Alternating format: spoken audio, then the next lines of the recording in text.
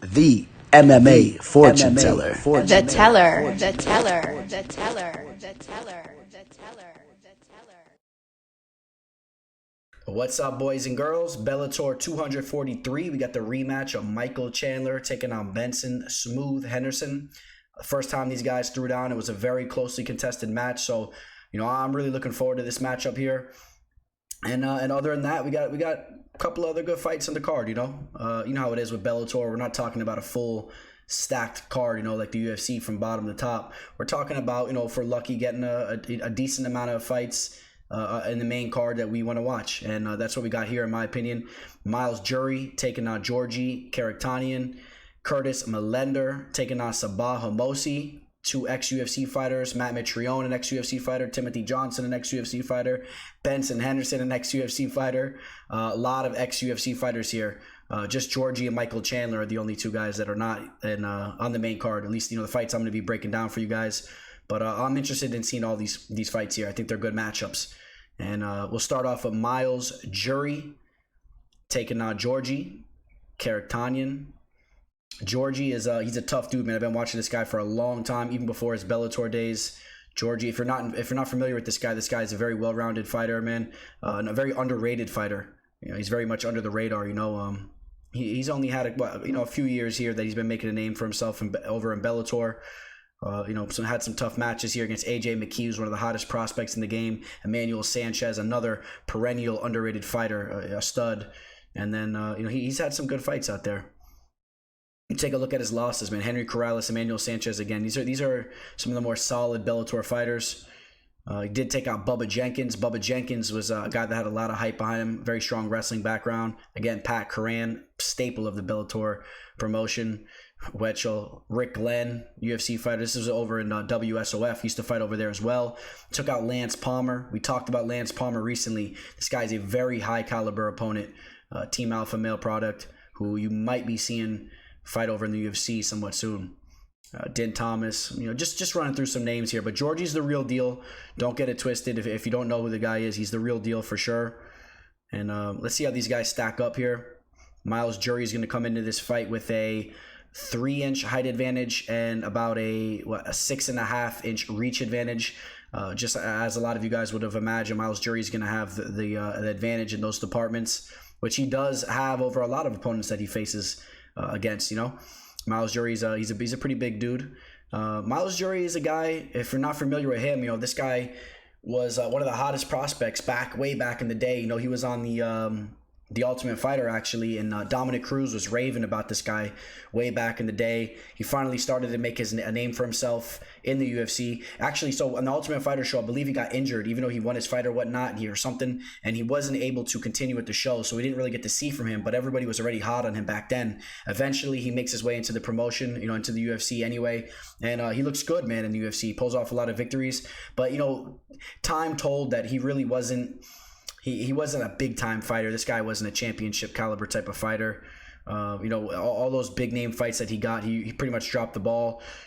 Starting off with the Donald Cerrone fight. That was a fight that the UFC put on a silver platter for him to really make a name for himself, because he was winning a bunch of fights here. He was on, a 5-fight winning streak.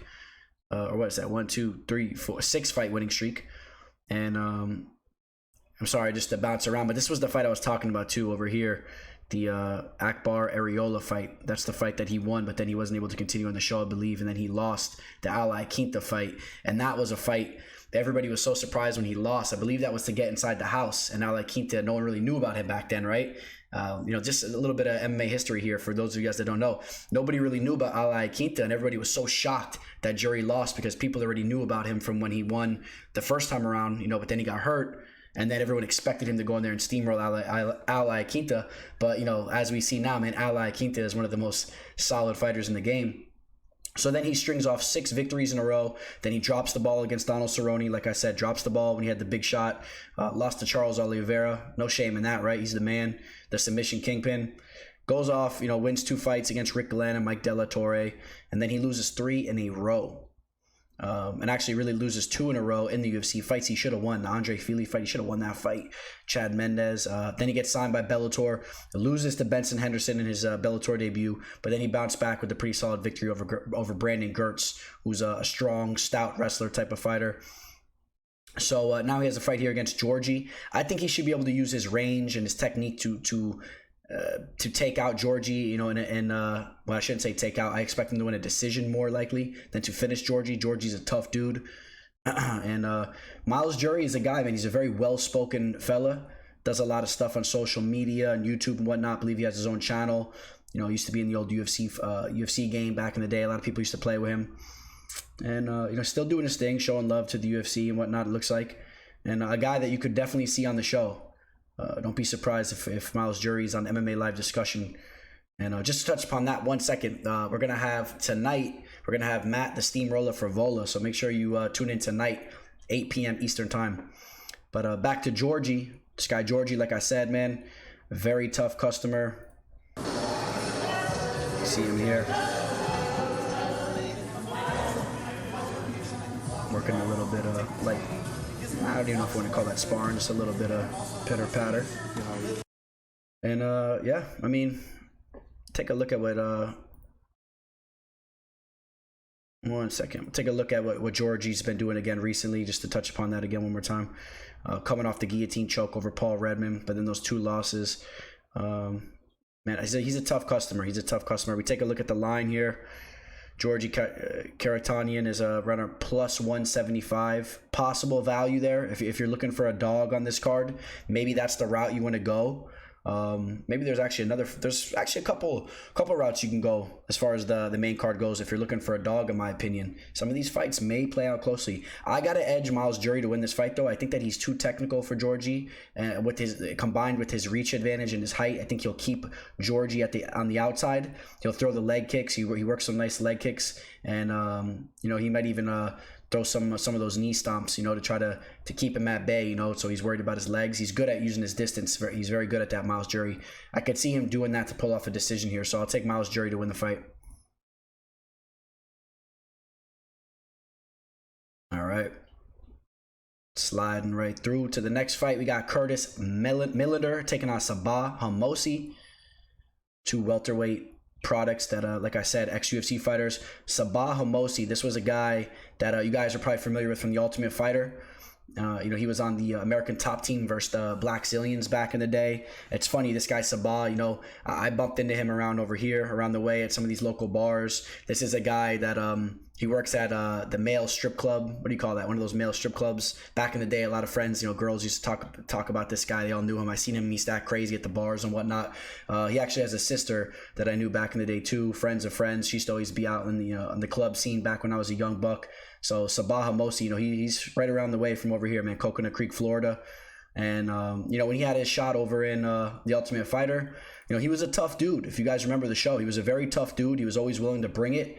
I don't really feel that his skills were quite on the level of where his confidence and his toughness were, but you still got to respect him. You know, you take a look at those 2 matches against Abdul Razak Al Hassan. They had a lot of controversy in those fights, right? He thought the first fight was stopped early. Got the rematch, got finished again. Lost to Tim Means. Really was never able to pull off a victory inside the octagon, right? Never was able to pull off that victory inside the octagon. And Bellator scooped him up. You know, he looked good in that match against Mika Terrell. Finished him in the first round. I was happy to see him get a victory there. But now this is a major step up in competition compared to Mika.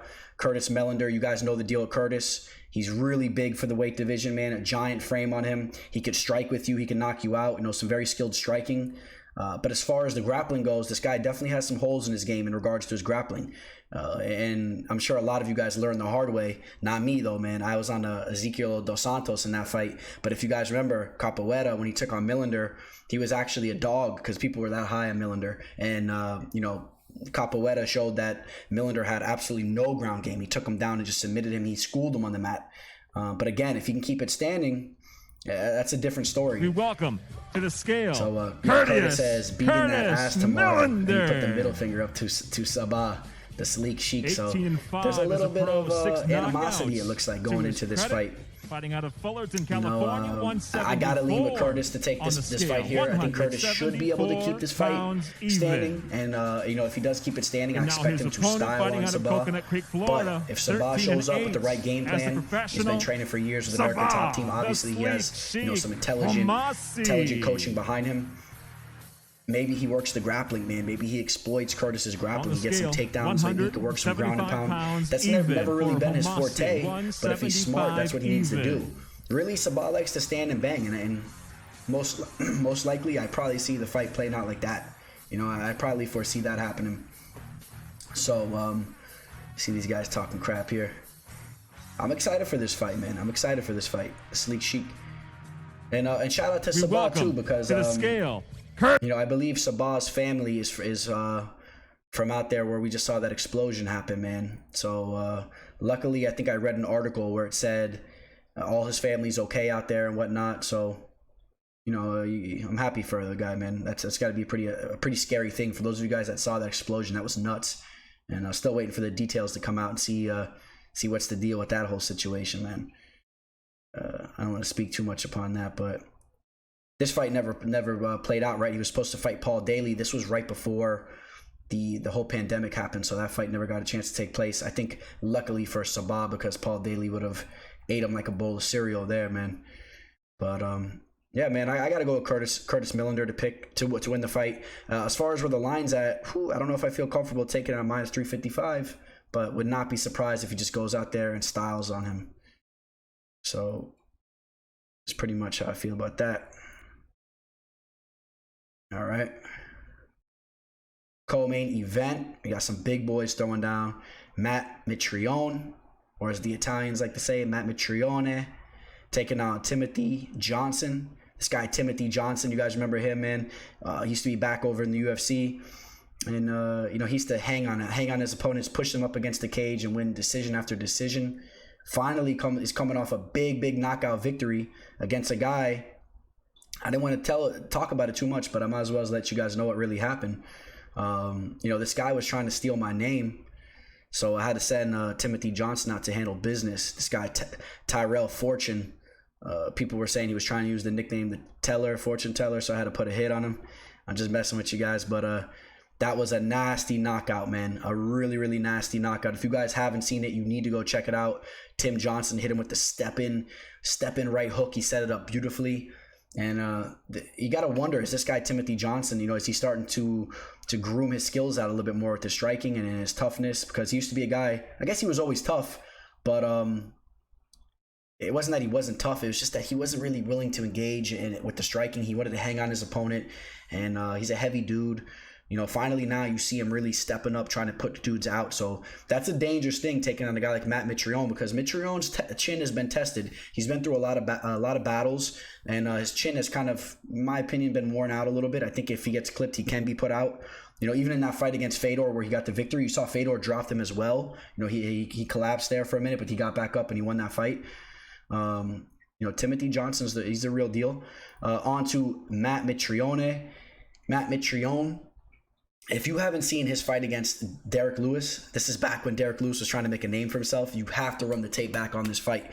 It was it'll make the hair stand up in the back of your neck. You know, before the fight, man, they're looking across at each other. You know, Derek Lewis is doing his whole thing, beating his chest, like trying to punk him out. Matt Mitrione he's not scared at all, man. He's getting right in his face.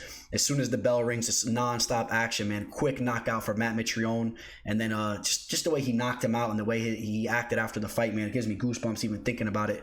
You know, that reminded me of a street fight, man. It was like two guys that had a beef with each other, and they were coming out guns a-blazing as soon as the bell rung, charging each other. One dude's gonna get slept, the other one's gonna get pumped up. You know, they're gonna win the fight, and that's how that fight went down. If you haven't seen that fight, you gotta run the tape back on that.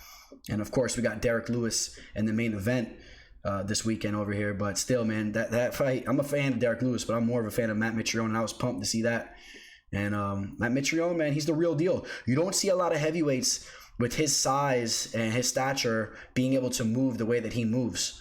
And looks to be in great shape, man. Looks nice and light right now. And great footwork. We're talking about a guy that was in the NFL. This guy, anyone, I don't care if they're offensive lineman, defensive lineman, anyone that reaches the NFL like that, man, those guys got good footwork. We're talking about, top of the line athletes, the best of the best.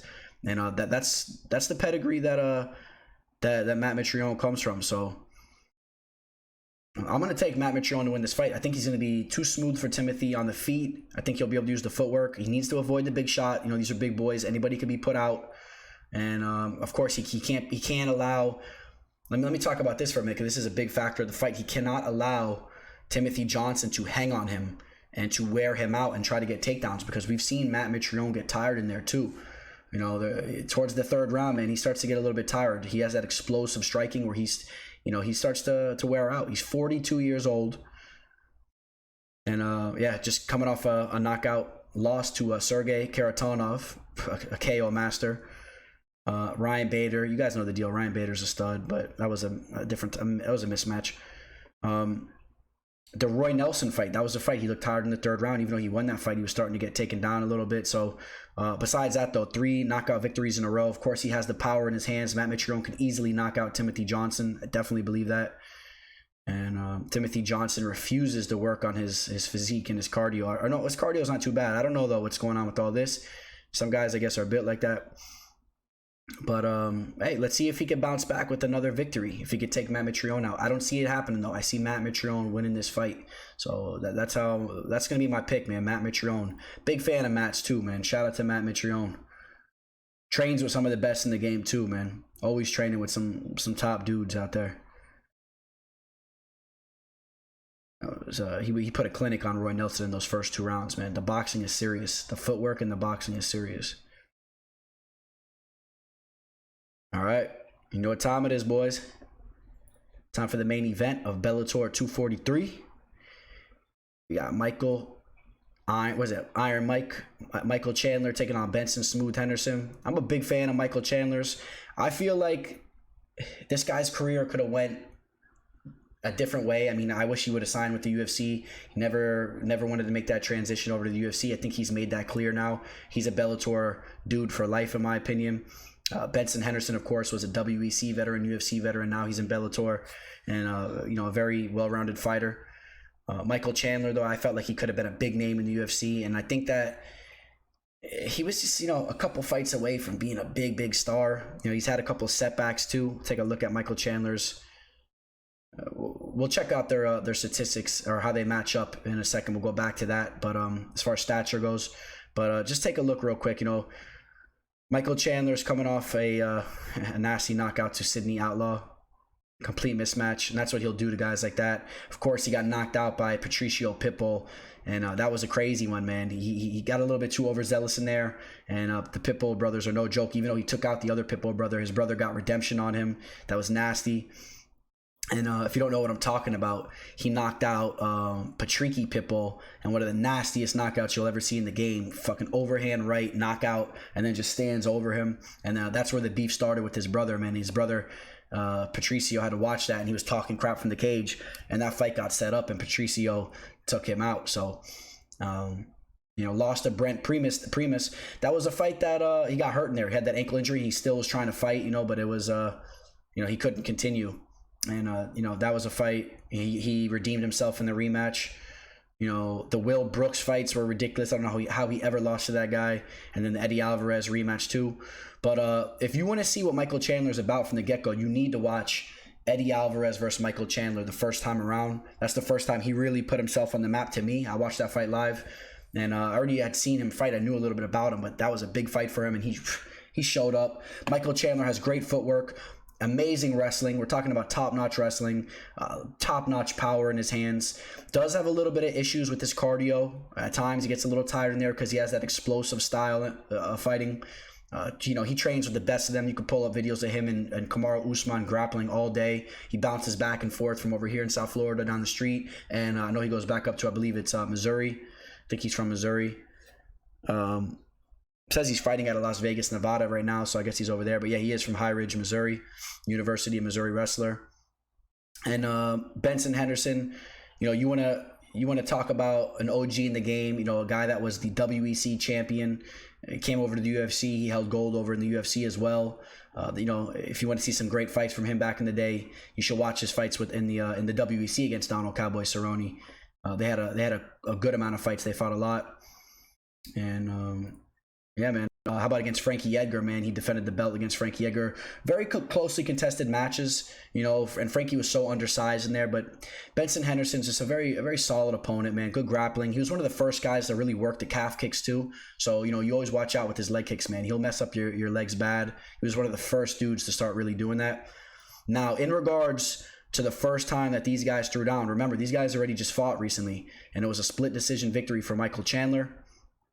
It was a fight that Michael Chandler, in my opinion, in the first round and towards the beginning parts of the fight, he's a lot stronger in regards to the grappling. When these guys lock horns and you're talking about, wrestling exchanges, Chandler's going to be the guy that for the most part that's going to get the takedown. He's going to be on top. But the only thing is, man, Benson Henderson looked to be a little stronger in that fight in the later rounds, and specifically the fifth round. He had better cardio. So, you got to be careful with that, because in the fifth round, and there was a couple other rounds too that, Chandler kind of took off and Benson Henderson kept it close. I thought Chandler probably did enough to win that fight, but it was very close. I think a split decision was a good explanation of how that fight went. It was an extremely close fight. So, the line is high. Right now, Michael Chandler is like what, minus 235, and the line is always high on Michael Chandler. People are always high on him. You look at Ben Henderson's creeping up on 37, only an inch height advantage for him, and only a 2-inch reach advantage. So not as much as you would think. Some people, Michael Chandler comes off a little bit smaller, and really when you see these guys in the octagon, he looks it looks like he's smaller than that. It's kind of weird. You see these statistics here. I'm going to go with Michael Chandler to win once again. I think that Chandler, it's just hard to pick against Chandler here. He's such a beast. Like I said, he could always knock Henderson out. I think it's more likely he knocks him out than Henderson knocking him out. I think, like I said, he's going to have the strength in the clinch and the grappling exchanges with the wrestling. Expect to see big slams like we saw the first time. Chandler will pick Henderson up and slam him down. But again, if Benson Henderson, hangs in there, he hangs in tough, and his cardio is good, don't be surprised if Henderson keeps it close again and maybe even causes some damage when Chandler gets tired in there. Take a look over here. See Chandler doing his thing. Putting some heat on Benson Henderson right there. I believe that's his wife and his adopted son, I believe. And yeah, man, he's no joke. Michael Chandler is no joke. Serious power. Serious power. And I'm going to pick him to win the fight. I got to pick him to win the fight. Dude is legit. Take a look at Benson Smooth Henderson over here, getting his training in. Both these guys got beautiful families, man. Cool for them. Shout out to these guys. Yep. And like I said, yeah, man, that's the pick's going to be Michael Chandler. The line is high, though. Maybe, like I said, there's some possible value on this card. Maybe you guys are putting some action on Benson Henderson, Georgi, or Sabah, or Timothy Johnson. I could see a lot of you guys going for dogs here. Overall, in a straight picks, though, I'm pretty much going to lean with the favorites. They should handle business. But there's some live dogs here, so keep an eye on that. Tonight, like I said, man, we got MMA live discussion taking place, 8 p.m. Eastern time zone. We got Matt, the Steamroller, for Vola. And we got the Fight Companion coming live to you guys for the main card this Saturday. And that's about it, boys. Another thing. I'll tell you guys again, if you guys are interested, shoot me a DM. I'll be promoting this for a while now. If anybody is looking to sign up for a new sports book, if you're not already with them, bovada.lv, reach out to me. I'll give you my referral link. If you sign up through my referral link and make an account and you deposit, I'll give you guys some free picks. I'll help you guys out with any questions you have on the site, show you how everything works, give you guys some tips, some ins and outs, and that is on the table for you guys. And yeah, that's pretty much it. I already have one play locked in for this weekend, and I'm probably going to be locking in 1 to 2 more, finalizing them here for the weekend. So for those of you guys that are working with me, stay tuned. I will send those over to you guys relatively soon, probably by the end of the day here, by tonight. All right. And yeah, man, you guys are going to be seeing a lot of me. It looks like MMA is back in full effect. We got Bellator taking place. We got Dana White's Contender Series. I'm going to get that out to you guys earlier We should talk about that here for a second, man, huh? I'll touch upon that in the Dana White's Contender Series breakdown for this upcoming Tuesday. I broke that card down to a T. I told you that one dog. I told you that line was way off, man, and he should have won that fight. They robbed him, and he could have got him at what, like plus 300 something. I told you that line was way off. That dude's legit. That little Mexican dude, man, he's a tough dude. So I pretty much called that card to a T. That guy Euros Medic, man, that guy's serious. I think that guy's going to be a true threat to the division. A buddy of mine sent me a picture of him, and I forgot who was he with. He was with like a light heavyweight fighter, and he was almost bigger than the light heavyweight fighter, man, when he's walking around. That dude's a big boy. He's going to give that division hell. So keep an eye on Euros Medic. I'm going to try to get him on the show too. And tough dude. And so we'll have the Dana White's Contender Series video coming out to you guys too. I'll get it out to you guys earlier than the last one. We got money to make, and appreciate all you guys as always. Please like this video. Please subscribe to the channel. Go follow me on Instagram, MMA Fortune Teller _. I appreciate all you guys. And signing out, man. Much love, the Teller.